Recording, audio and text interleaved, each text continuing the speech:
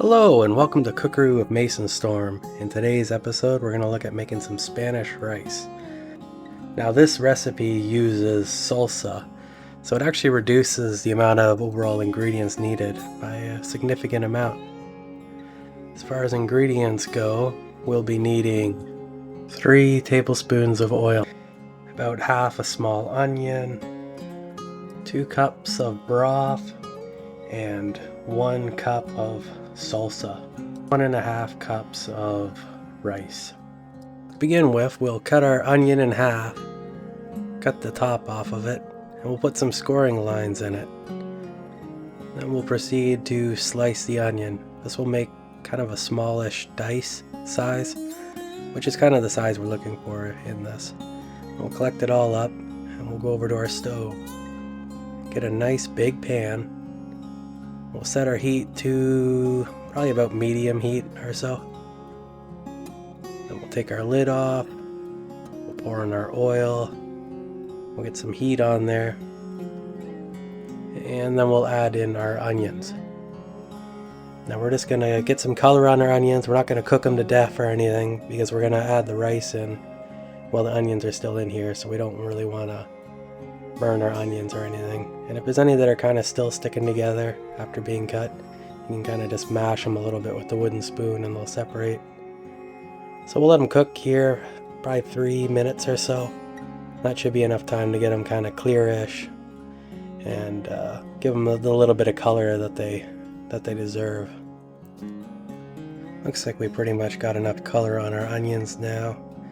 So it's time to move on to the next step, and that will be adding our rice. So we're going to take our rice, we're going to kind of stir it a little bit, try to get it covering the bottom of the pan so it all kind of cooks evenly. And our goal here is to get the rice to all go nice and brown. Now when I was younger, my grandma used to always make Spanish rice.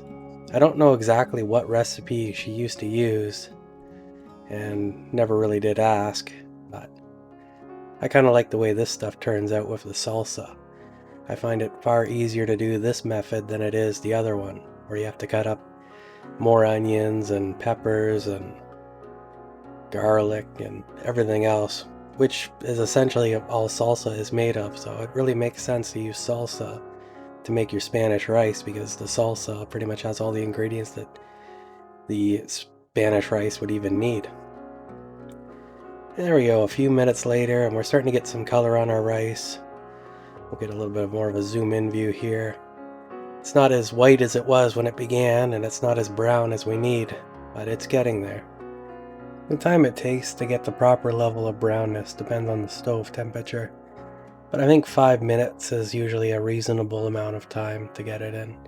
If it takes a little bit longer, so what? Just means your stove's a little bit on the cool side. But it doesn't really make a big difference in the grand scheme of things, as long as you don't burn your rice. Okay, it looks like our rice is getting to the right color, so it's time to move on to the next step. So we'll add our broth as well as our salsa. Now we're going to drop the temperature drastically to kind of a minimum setting here. Give it a bit of a stir and then we'll throw our lid on it. Now when it comes to making Spanish rice, one of the tricks to get it to taste the best is to cook it at as low of a temperature as you can for as long as you can. As long as you got like a little bit of a simmer going on, you should be fine. And with my stove and setup here, 25-30 minutes approximately. And try not to take the lid off as much as you can. I'm going to take it off to take a peek. Even though I have a clear lid, I can't really see anything inside there. So it is what it is. And the key is also to not move or stir it as much as you can. And it's not quite ready here, so a couple more minutes and then we're perfect. And then I'm just gonna kind of flake it with the wooden spoon and we're good to go. So we're gonna take this rice and maybe put the lid back on it and let it rest for a few minutes. Otherwise you can plate it up and it's time to serve. And it's really quite delicious. And the salsa, I think, really enhances the flavor, while at the same time simplifying the process.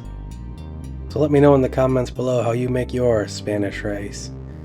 And if you like this video, push the like button, and please subscribe if you want to see more content like this.